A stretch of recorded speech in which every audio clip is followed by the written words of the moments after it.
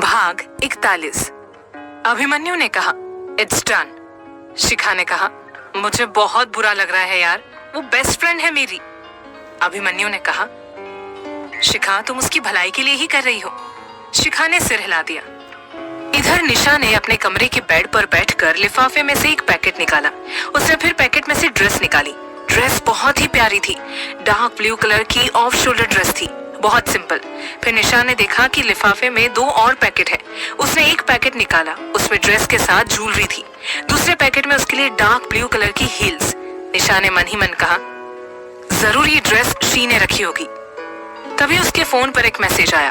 उसने मैसेज खोला और देखा कि मैसेज कुणाल का है। 7 बजे तक रिजॉर्ट के पीछे बने स्विमिंग पूल एरिया की तरफ आ जाना। निशा ने ओके भेज दिया और फिर बाथरूम में नहाने चली गई। कुछ देर बाद वो नहाकर निकली और उसने देखा कि 5:45 हो चुके हैं। वो बेमन से तैयार होने लगी। उसने ड्रेस पहनी, इस पर वो ड्रेस बहुत जच रही थी। फिर वो बाल बनाने लगी।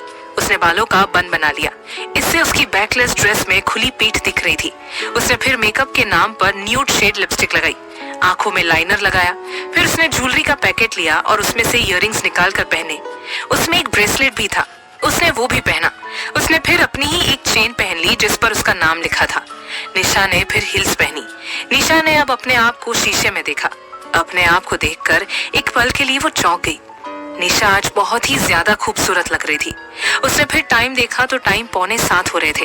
निशा ने फिर अपने आप को शीशे में आखिरी बार देखा और फोन पकड़कर कमरे को लॉक करके बाहर निकली।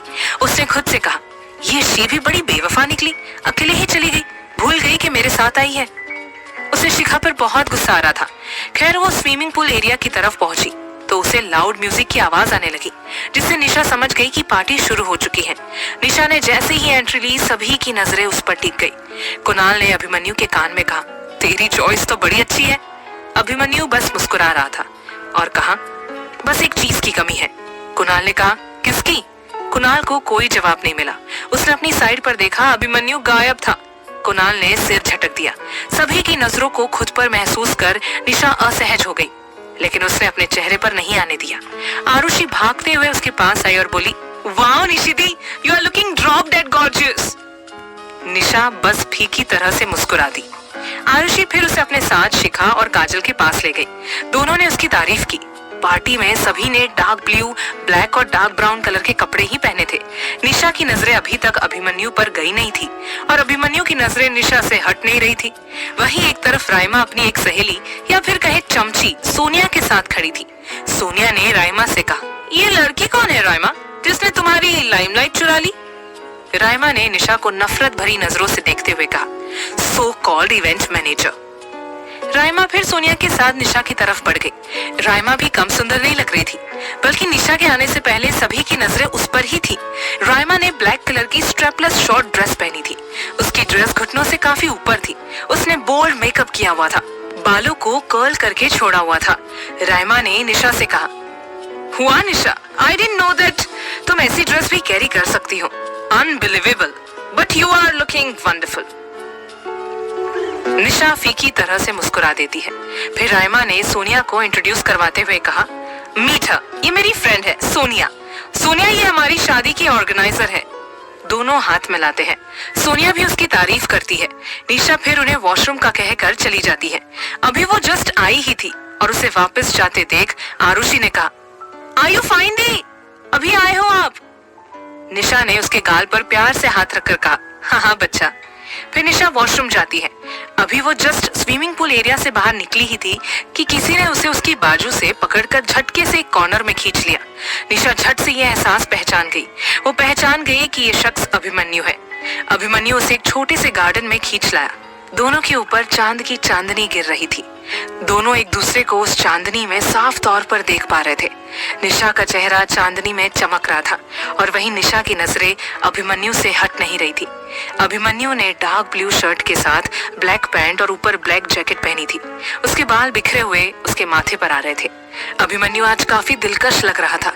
अभिमन्यु ने कहा, बहुत सुंदर लग रही हो। निशा ने अपनी नजरें झुका ली। आज पहली बार था जब वो अभिमन्यु के सामने ब्लश कर रही थी। अभिमन्यु मुस्कुरा दिया। उसने बिना कुछ कहे उसका जूड़ा खोल दिया। निशा उसे असमंजस के तरीके से देखने लगी। अभिमन्यु ने उसके कान के पास अपने होठ लाकर कहा, सब वैसे ही तुम्हें इस आउटफिट में देखकर पागल हो चुके हैं, उन्हें और पागल क्यों कर रही हो? अब तो निशा का चेहरा गर्म हो रहा था। ये अभिमन्यु ने उसके गाल लाल होते देख समझ लिया। अभिमन्यु ने निशा के माथे पर अपने होठ रख दिए। निशा ने अपनी आंखें बंद कर ली। वो सब कुछ भूल चुकी थी। वो बस इस वक्त इस पल को महसूस करना चाहती थी और इसे अपने मन में बसा लेना चाहती थी।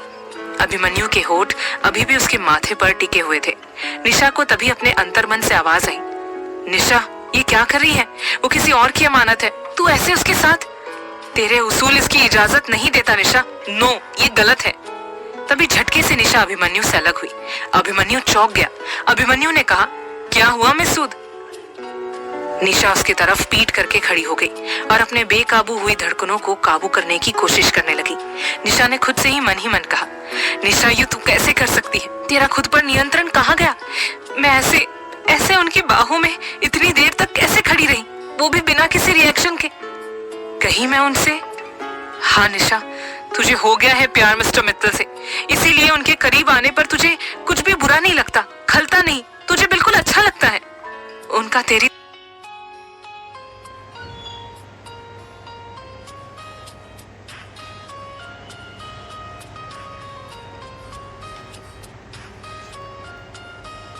तुझे बिल्कुल अच्छा लगता है। उनका तेरी तारीफ करना, तुझे छूना, सब तुझे भाता है। Oh no, I'm in love with this psycho human being. बाबा जी कोई और नहीं मिला क्या मेरे लिए? कहानी में आगे आखिर क्या होगा जानने के लिए सुनिए अगला एपिसोड सिर्फ प्रतिलिपि एफएम पर।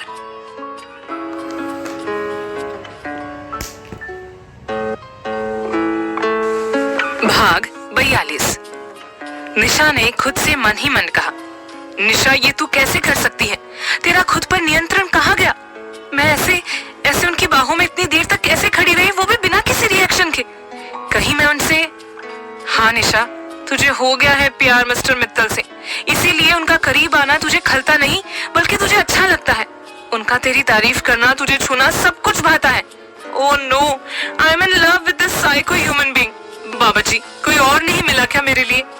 निशा को इस बात की खुशी भी थी कि उसे उसके प्यार का एहसास हो गया, लेकिन इस बात का दुख भी था कि ये उसका नहीं है। तभी अभिमन्यु बहुत देर से उसके पीछे खड़ा होकर उसे ही देख रहा था। उसने झटके से निशा की बाजू पकड़ी और उसे घुमाकर अपने सीने से लगा लिया। सीने से लगते ही निशा अभिमन्यु की धड़कनें आराम से सुन सकती थी। निशा को अब एक अलग ही एहसास हो रहा था। धीरे धीरे उसके हाथ अभिमन्यु की पीठ की तरफ बढ़ने लगे। अंत में उसके हाथ अभिमन्यु की पीठ को छू गए। यह महसूस करते ही अभिमन्यु के होठों पर मुस्कान आ गई। निशा ने भी अपनी आंखें बंद कर ली। अभिमन्यु ने फिर कहा, तो मैं हाँ समझूं? अभिमन्यु की बात सुन निशा उससे अलग हुई और उसकी आंखों में देखने लगी। तभी उसे उन दोनों की तरफ किसी के आने की आवाज सुनाई दी। उसने कहा, रात के 1 बजे बीच पर आ जाइएगा, अभी कोई आ रहा है। इतना बोल उसने बाल ठीक किए और चेहरे के भावों को सामान्य कर स्विमिंग पूल एरिया की तरफ से बढ़ गई। कुणाल ही उस तरफ आ रहा था। कुणाल ने निशा को देखकर कहा, निशा तुम यहाँ? निशा ने नजरें चुराते हुए कहा, हाँ भाई वो वॉशरूम गई थी। कुणाल ने एक पल उसे देखा और फिर पार्टी में जाने को कहा। निशा तेज कदमों से अंदर चली गई। कुणाल पीछे से उसे देख रहा था। तभी उसे अपने पीछे किसी के होने का एहसास हुआ। उसने पीछे मुड़कर देखा तो अभिमन्यु को पाया। उसने कहा, कहाँ था तू? तुझे ही ढूंढ रहा था। अभिमन्यु ने बिना किसी भाव के कहा, यही था, मैंने कहा जाना है। कुणाल ने फिर उसे तिरछी नजरों से देखते हुए कहा, निशा के बाल क्यों खुले हैं? अभिमन्यु एक पल मुस्कुराया और फिर मुस्कुराहट छुपाकर बोला, उसकी मर्जी। इतना बोल वो भी पार्टी की तरफ बढ़ गया। कुणाल ने इसकी मुस्कान देख ली थी। उसने मन ही मन कहा, देख रहा हूँ किसकी मर्जी है। कुणाल भी फिर अंदर पार्टी में चला गया। पार्टी पूरे जोरों शोरों से चल रही थी। सभी मस्ती में झूम रहे थे, पर निशा एक साइड बैठी हुई थी काजल के साथ। दोनों को ये पार्टी इतनी पसंद नहीं थी, इसलिए दोनों एक दूसरे की कंपनी एंजॉय कर रहे थे। आधे घंटे बाद एक बहुत ही रोमांटिक सॉन्ग बजने लगा। फ्लोर पर सिर्फ रायमा और अभिमन्यु थे। पूरे एरिया की लाइट्स का फोकस इस वक्त उन दोनों पर था। बाकी सब जगह अंधेरा था। दोनों ही काफी रोमांटिकली डांस कर रहे थे। काफी रोमांटिक माहौल बन चुका था। अभिमन्यु भी रायमा का पूरा साथ दे रहा था स्टेप्स में। उन दोनों को ऐसे डांस करते देख निशा को बिल्कुल भी अच्छा नहीं लग रहा था, लेकिन वो कुछ भी नहीं कर पा रही थी। वो वहां से उठकर चली गई। वो सीधा अपने रूम में गई थी। वहीं अभिमन्यु का ध्यान उस और गया ही नहीं, क्योंकि वो तो रायमा को निशा समझकर डांस कर रहा था। उसके लिए तो उसके साथ रायमा नहीं बल्कि निशा डांस कर रही थी। कुछ देर बाद गाना खत्म हुआ और फिर सारी लाइट्स का फोकस उन दोनों पर से हटकर बाकी लोगों पर गया। अभिमन्यु भी होश में आ गया। अपने सामने रायमा को देखते ही उससे दूर हो गया। उसने पार्टी में चारों तरफ नजर घुमाई। सब तालियां बजा रहे थे, लेकिन उसे निशा नहीं दिखी। दोनों फ्लोर से नीचे आए। पार्टी का माहौल फिर से वैसा हो गया जैसे पहला था। अभिमन्यु काजल के पास आया और बोला, काजू, मिस सूद कहाँ गई? काजल ने कहा, भाई वो उनके सिर में दर्द हो रहा था तो वो कमरे में चली गई। अभिमन्यु ने सिर हिला दिया।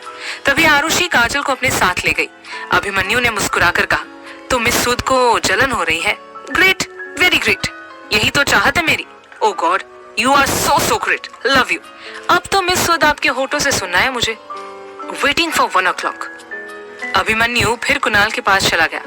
2 घंटे बाद पार्टी अपने चरम पर थी। कुछ देर बाद पार्टी समाप्त हो गई। सब अपने अपने कमरे में चले गए।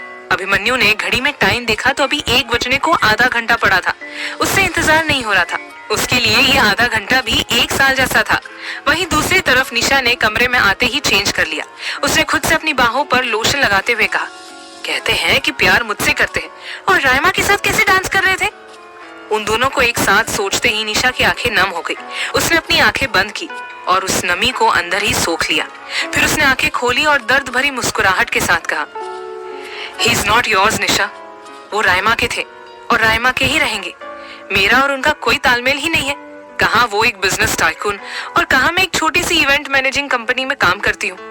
रायमा एक क्लासी, हाई स्टैंडर्ड और अमीर लड़की है। वही उनके लेवल को मैच कर सकती है। भले ही उन्हें मोहब्बत हो गई है, लेकिन ये मोहब्बत उन दोनों के बीच नहीं आ सकती। यह मोहब्बत सिर्फ एक तरफा ठीक है। उनसे बात करके मैं सब क्लियर कर लूंगी। निशा ने लंबी लंबी सांसें ली और कमरे से निकलकर बीच की तरफ चली गई। कहानी में आगे क्या होगा जानने के लिए सुनिए अगला एपिसोड सिर्फ प्रतिलिपि FM पर।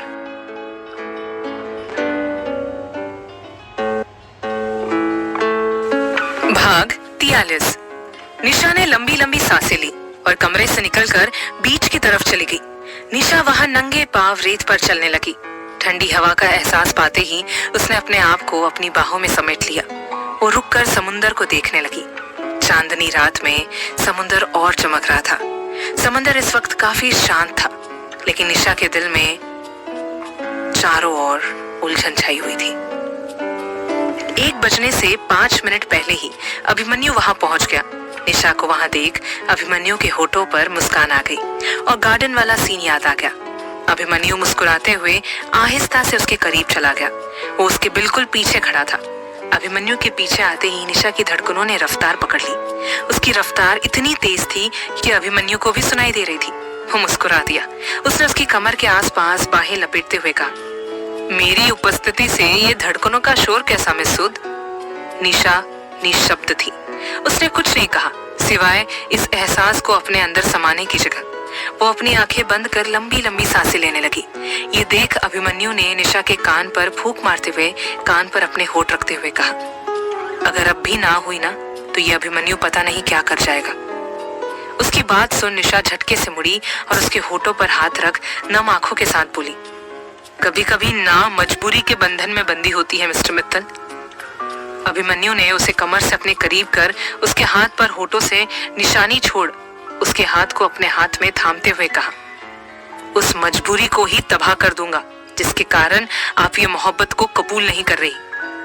निशा ने अपना हाथ छोड़कर फिर अपने आप को उसकी बाहों से छोड़कर उसकी तरफ पीट कर समंदर की लहरों को देखते हुए कहा, ये समंदर देख रहे हैं मिस्टर मित्तल, कितना शांत है, अपने में रहता है। वैसे ही हूं मैं शांत, अपने में रहने वाली, किसी पर इतना ध्यान ना देने वाली। लेकिन जब कोई मेरा किरदार मेरे परिवार पर उंगली उठाए तो इसी समंदर की लहरों जितनी खतरनाक हो। मेरे लिए किसी भी रिश्ते मोहब्बत से ऊपर अपना आत्मसम्मान है। मैं किसी के कारण उस पर उंगली नहीं उठने दे सकती। आगे जाकर मैं ये नहीं सुनना चाहती कि आपने एक मिडिल क्लास लड़की के कारण रायमा को छोड़ दिया या फिर मैंने आप पर डोरे डाले और आप फंस गए। मैं ऐसा कुछ नहीं सुनना चाहती। हाँ, हो गई है आपसे मोहब्बत या फिर शायद बेइंतहा मोहब्बत, लेकिन आपसे बेइंतहा मोहब्बत से ऊपर है आत्मसम्मान से बेइंतहा मोहब्बत। अभिमन्यु उसकी बात समझ रहा था। निशा उसकी तरफ मुड़ी। उसके चेहरे पर संजीदगी दिखाई दे रही थी। उसने उसकी आंखों में देखते हुए कहा, राइमा भी आपसे प्यार करती है। राइमा के परिवार की इज्जत है उसके हाथ में। अगर आपका और उसका रिश्ता टूट गया तो उसके घर की इज्जत तार तार हो जाएगी, और वो अब आपके परिवार की भी इज्जत है, तो इससे आपके खानदान की इज्जत पर भी दाग लग जाएगा। और इस देश में एक परिवार सब कुछ सह लेगा, लेकिन मोहब्बत के कारण परिवार की इज्जत पर लगा दाग नहीं सह सकता। आपसे तो मोहब्बत मिल जाएगी, लेकिन शायद उनसे मोहब्बत मिलना नामुमकिन है। वो कभी भी मुझे नहीं अपनाएंगे।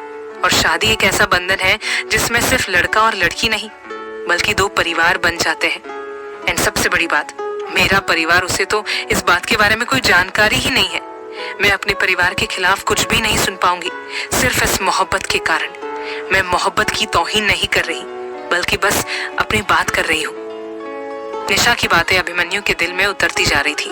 उसने बेहद संजीदगी से कहा, ये तो आपका नजरिया, आपकी बात थी, लेकिन मेरी बात का क्या? आपने तो अपनी मोहब्बत का इजहार करके भी ना इजहार के बराबर कर दिया। एहसास ही नहीं कराया।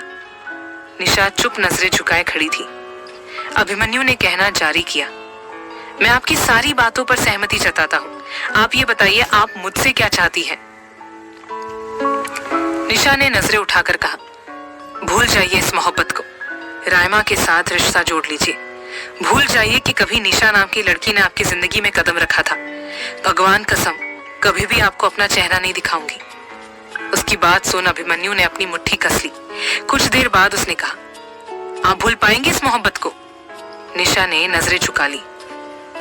नहीं, तो क्या मुझसे उम्मीद कर रही है कि मैं मोहब्बत को भूल जाऊं? मिस सूद, अब इस मोहब्बत को भूल पाना उतना ही मुश्किल है जितना दिन को रात और रात को दिन में तब्दील करना।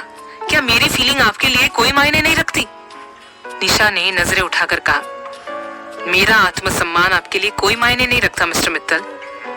अभिमन्यु ने उसे कमर से पकड़ अपनी तरफ खींचकर कहा, उस इंसान की जुबान खींच लूंगा जिसने आपके किरदार या आत्मसम्मान को ठेस पहुंचाने की कोशिश की।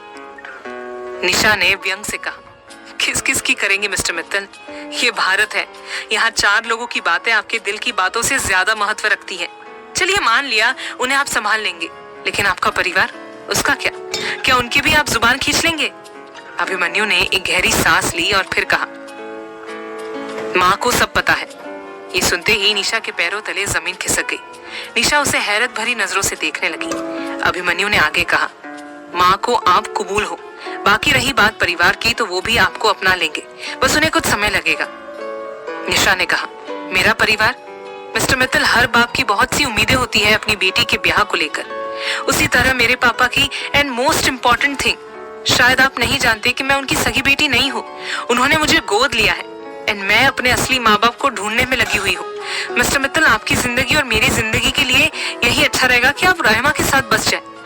इतना बोल निशा अपने आप को छुड़ाकर वहां से चली गई, क्योंकि वो जानती थी कि अगर वो कुछ देर और वहां रुकी तो अभिमन्यु उसका मन बदल लेगा। निशा चली गई। अभिमन्यु ने खुद से कहा, पहले ये शादी मैं सिर्फ अपने बदले के लिए करना चाहता था, लेकिन एक बात मैं जान चुका हूँ कि ये बदला लेकर मैं आप ही की नजरों में गिर जाऊंगा, जो कि मैं देखना नहीं चाहता, और इसीलिए ये बदला छोड़ दिया। अब जिंदगी का सिर्फ एक ही मकसद है, आपको अपनी जिंदगी में शामिल करना। उफ, ये मोहब्बत न जाने क्या क्या करवाती है हमसे। अभिमन्यु भी वहां से चला गया। अब कहानी क्या मोड़ लेगी, जानने के लिए सुनिए अगला एपिसोड, सिर्फ प्रतिलिपि एफएम पर।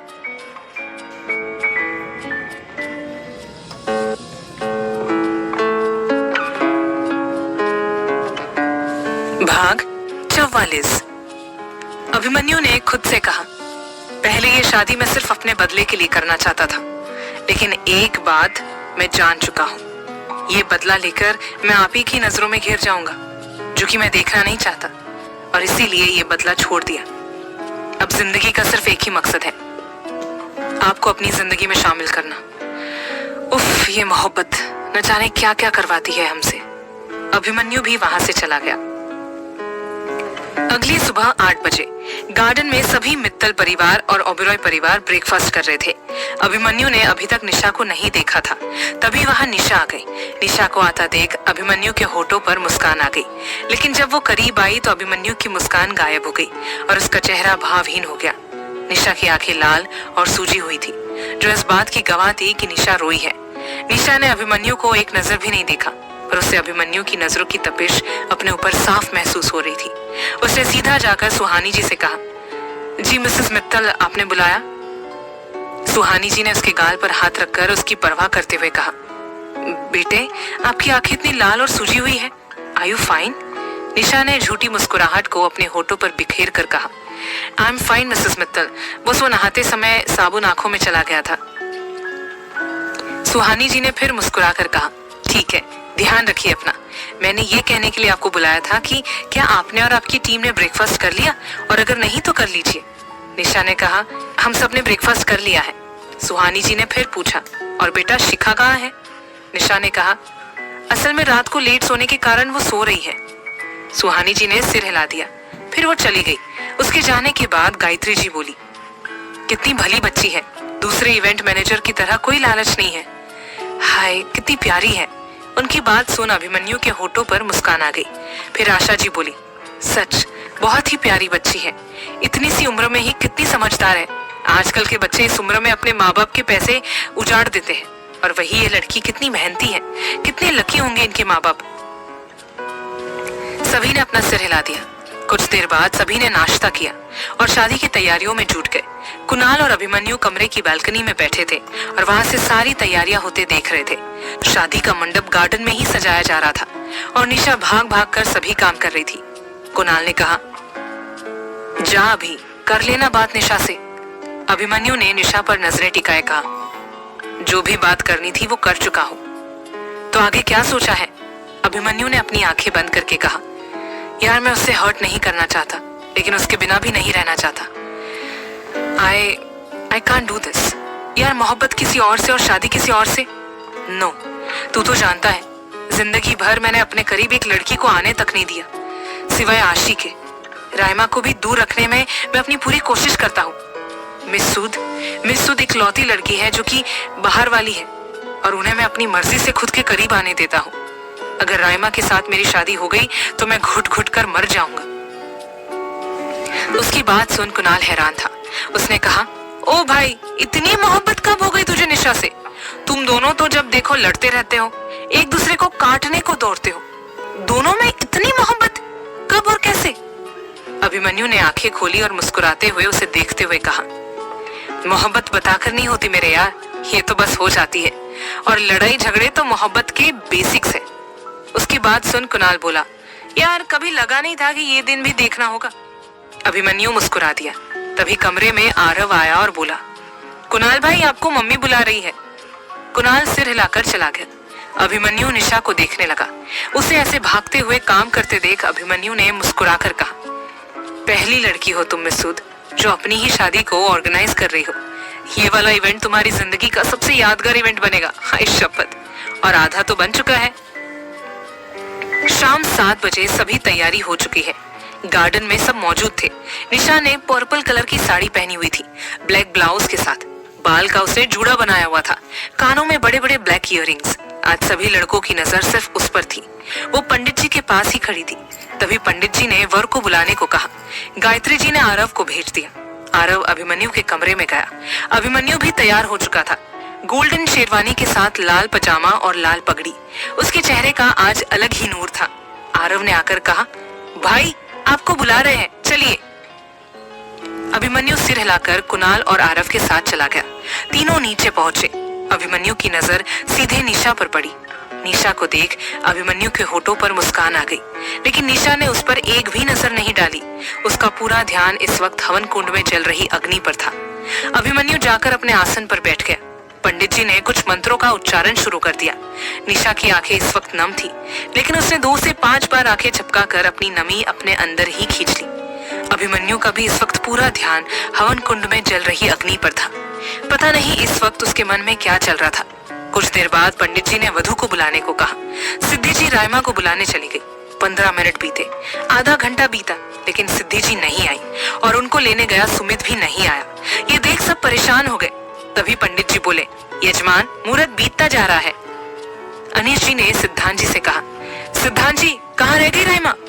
सिद्धांत जी बोले, पता नहीं अनीश जी, रुकिए देख कर आता हूँ। तभी सब गेस्ट बातें बनाने लगे। सिद्धांत जी खुद भी परेशान हो गए। गायत्री जी ने तंज कसते हुए कहा, देखिए जरा, समय की तो कोई अहमियत ही नहीं है। सिद्धांत जी भी सर झुकाकर चले गए। कहानी में आगे क्या होगा जानने के लिए सुनिए अगला एपिसोड सिर्फ प्रतिलिपि एफएम पर। भाग 45। गायत्री जी ने तंज कसते हुए कहा, देखिए जरा, समय की तो कोई अहमियत ही नहीं है। सिद्धांत जी भी सिर झुकाकर चले गए। उनके जाने के बाद सभी गेस्ट तरह तरह की बातें बनाने लगे। वहीं निशा की नजरें अभिमन्यु पर टिकी हुई थी, जिसकी नजरें अग्नि पर टिकी हुई थी। निशा ने मन ही मन कहा, हमें आपसे ये उम्मीद नहीं थी मिस्टर मित्तल। तभी अभिमन्यु ने नजरें उठाई और निशा पर डाली तो निशा ने नफरत से अपनी नजरें फेर ली। ये देख अभिमन्यु कुछ समझा नहीं। फिर अभिमन्यु की नजर सुहानी जी पर पड़ी, जो कि उसे बेचैनी से देख रही थी। अभिमन्यु ने आंखें झपकाकर उन्हें आश्वस्त किया। अभिमन्यु ने कुणाल को कुछ इशारा किया। कुणाल उसका इशारा समझकर वहां से लड़की वालों के हिस्से में चला गया। शिखा भी उसके पीछे पीछे चली गई। शिखा ने कहा, ओह माय गॉड, मैंने तो ये सोचा भी नहीं था कि तुम्हारा दोस्त ये कर जाएगा, सीधा दुल्हन को ही उठवा दिया। वाह, मोहब्बत हो तो ऐसी, वरना ना ही हो। कुणाल ने कुछ नहीं कहा। कुछ देर बाद कुणाल भागते हुए अनीश जी के पास आया और उनके कान में कुछ बोला। कुणाल की बातें सुन अनीश जी की आंखें बड़ी हो गई। उन्होंने कुणाल की तरफ देखा, जैसे कंफर्म करना चाहता हो कि जो भी उसने कहा सही है या नहीं। कुणाल ने आंख झपकाकर स्वीकृति दे दी। अनीश जी अब सोच में पड़ गए। उन्होंने पार्थ, सुहानी जी और रविंद्र जी को साथ लिया और लड़की वालों के हिस्से में चले गए। सभी उन्हें असमंजस नजरों से देख रहे थे। गायत्री जी ने आरुषि का हाथ कसकर पकड़कर कहा, हे भगवान, तू ही सबका मालिक है, सुख रखना। आरुषि ने भी अपने हाथ पर उनके हाथ को कस के पकड़ा। वहीं दूसरी तरफ पार्थ, सुहानी जी, रविंद्र जी और अनीश जी सीधे रायमा के कमरे में गए। वहां सिद्धि जी का रो रो कर बुरा हाल हो रखा था। शिखा उन्हीं को संभाल रही थी और सुमित भी सिद्धांत जी को संभाल रहे थे।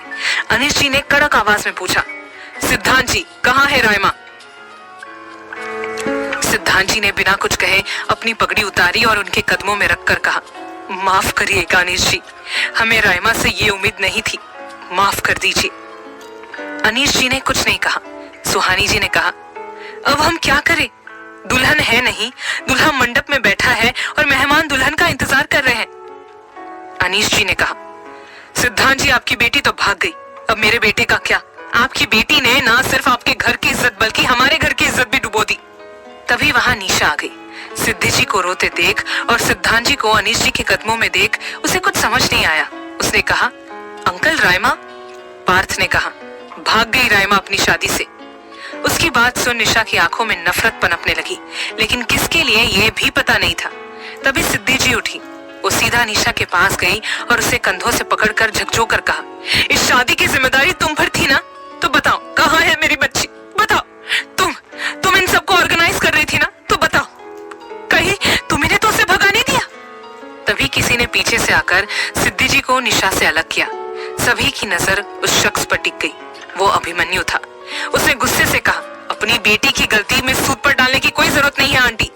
आप लोग तो बस तैयार हो जाइए अपनी बर्बादी और बदनामी के लिए। सिद्धि जी ने कहा, नहीं, हम रायमा को ढूंढेंगे ना, वो मिल जाएगी और फिर तुम दोनों की शादी करवा देंगे।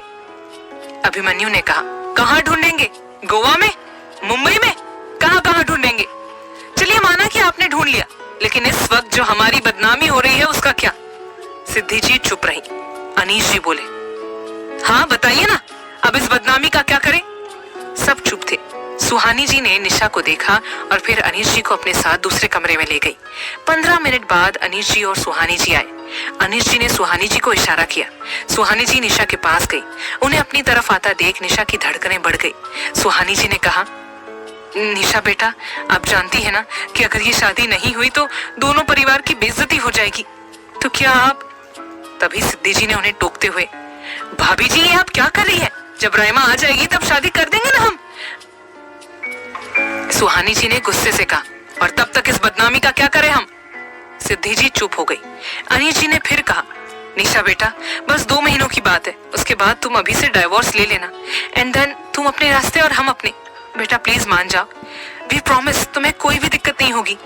निशा ने एक नजर उन्हें देखा और फिर कहा, अंकल मुझे प्लीज 20 मिनट दीजिए। अनीश जी ने सिर हिला दिया। निशा बाहर चली गई। अनीश जी ने फिर गुस्से से अभिमन्यु का हाथ पकड़ा और उसे अपने साथ दूसरे कमरे में ले गए। सुहानी जी भी उनके पीछे पीछे चली गई। शिखा कुणाल के पास गई और बोली, कुणाल ये क्या हो रहा है? कुणाल ने कहा, मैं तो खुद यार क्लूलेस हूं। इधर कमरे में अनीश जी ने सीधा एक थप्पड़ जड़ दिया अभिमन्यु के गाल पर। अभिमन्यु उन्हें हैरत भरी नजरों से देख रहा था। गाल पर हाथ रखे और सुहानी जी ने अपने मुंह पर हाथ रख लिया। अनीश जी ने अभिमन्यु का कॉलर पकड़ा और कहा, हमें तुमसे इसकी उम्मीद नहीं थी अभिमन्यु। अगर तुम्हें निशा से शादी करनी थी तो पहले ही बता देते। इतना तमाशा करने की क्या जरूरत थी? तुम्हें पता भी है तुम्हारे इस तमाशे के कारण दोनों परिवारों की इज्जत दांव पर लग चुकी है। तुमने आज फिर से साबित कर दिया कि मेरी ही परवरिश में खोट है। एक बात कान खोलकर सुन लो, अगर निशा चाहेगी तो ये शादी होगी, वरना नहीं। और शादी के बाद अगर निशा चाहे तो तुमसे 2 महीनों बाद डाइवोर्स ले सकती है। तुम्हें उसे रोकने का कोई हक नहीं है, समझे? अभिमन्यु ने बिना कुछ कहे सिर हिला दिया। अनीश जी उसे छोड़कर कमरे से बाहर आ गए। सुहानी जी भी अनीश जी के पीछे चली गई। अभिमन्यु ने उनके जाने के बाद वहां पड़ी कुर्सी को जोर से लात मारी। वहीं दूसरी ओर दूसरे कमरे में निशा इधर से उधर अपने हाथ में फोन पकड़े घूम रही थी। वो बार बार एक नंबर डायल करती है लेकिन फिर कट कर देती है। हार कर वो वहां बेड पर बैठ जाती है और फिर आंखें बंद कर भगवान का नाम लेकर वो नंबर डायल करके कॉल करती है। पूरी बेल बजने के बाद जैसे ही निशा फोन काटने लगती है, सामने से कोई फोन उठा लेता है। इसका पता चलते ही निशा एक लंबी सांस लेकर बोली, सत श्री अकाल पापा जी। दीक्षांत जी, सत श्री अकाल, कैसी है मेरी लाडो? निशा नम आंखों के साथ, ठीक, आप कैसे हैं? अरे भाई, अगर मेरी लाडो ठीक है तो उसके पापा भी ठीक होंगे। तो ये बता, तेरी आवाज क्यों इतनी भारी है? कुछ हुआ है क्या? निशा, नहीं, वो बस दुल्हन फेरों के वक्त रो रही थी तो बस। दीक्षांत जी, ओह अच्छा। पापा जी, आपसे कुछ पूछूं? मेरी लाडो को कुछ भी पूछने के लिए इजाजत नहीं चाहिए थी। पूछ। पापा जी, फॉर सपोज मान लो कि किसी कुड़ी के हाथ विच 2 घरों की इज्जत हो। वो चाहे तो इज्जत नू बचा सकती है या उजाड़ भी सकती है। वो इज्जत बता लेंदी है तो अपने परिवार नू हर्ट करती है, उनका विश्वास तोड़ देगी। इस स्थिति विच उस कुड़ी नू की करना चाहिए? दीक्षांत जी गंभीरता से, अगर वो कुड़ी सिर्फ परिवार का सोचेंगी तो स्वार्थी कहलाएगी। यहाँ मेरे हिसाब से उसे इज्जत बचानी चाहिए 2 घर परिवारों की। और रही बात परिवार की, तो उसका विश्वास तो वो फिर से जीत सकती है। निशा मुस्कुराकर बोली, थैंक यू पापा जी, आपने मेरी एक बहुत बड़ी मुश्किल हल कर दी। दीक्षांत जी फिक्रमंद लहजे में, लाडो सब ठीक है ना? अब तक तो कुछ ठीक नहीं है, पर शायद अब ठीक हो जाएगा। आप वो सब छोड़ो, ये बताओ कि आपको अपनी लाडो पर विश्वास है? तेरे पर तो मुझे दिशा से भी ज्यादा विश्वास है लाडो। तो उस विश्वास को कभी टूटने मत दीजिएगा और हमेशा ये बात याद रखिएगा कि आपकी लाडो जो भी करेगी सबके भले के लिए करेगी। अच्छा, अब मैं रखती हूँ, क्लाइंट बुला रहे हैं। इतना बोल निशा ने फोन कट कर दिया और उस कमरे की तरफ बढ़ गई जिस कमरे में इस वक्त सभी मौजूद थे। वहां जाकर उसने अनीश जी से कहा, मैं ये शादी करने के लिए तैयार हूँ। उसकी बात सुन सहगल परिवार के अलावा सभी खुश हो गए। सुहानी जी ने शिखा से निशा को तैयार करने को कहा तो दोनों तैयार होने चले गए। सुहानी जी ने फिर सिद्धि जी और सिद्धांत जी से कहा, तैयार रहिए कन्या दान करने के लिए। सिद्धि जी ने नफरत से कहा, हम उस 2 टके की लड़की का कन्यादान नहीं करेंगे। उनकी बात सुन सुहानी जी ने गुस्से से कहा, जुबान संभालिए जरा भाभी जी, वो लड़की अब मित्तल परिवार की बड़ी बहू बनने जा रही है। सिद्धि जी ने मुंह फेर लिया। तभी रविंद्र जी ने कहा, अनीश, निशा का कन्यादान मैं और आशा करेंगे। वैसे भी कन्यादान करने का सौभाग्य किसी किसी को ही मिलता है और हमारा सौभाग्य तो कहीं खो गया, लेकिन शायद ये हमारी किस्मत में लिखा है। अनीश जी ने सिर हिला दिया। आखिर कहानी में अब आगे क्या होगा जानने के लिए सुनिए अगला एपिसोड सिर्फ प्रतिलिपि FM पर।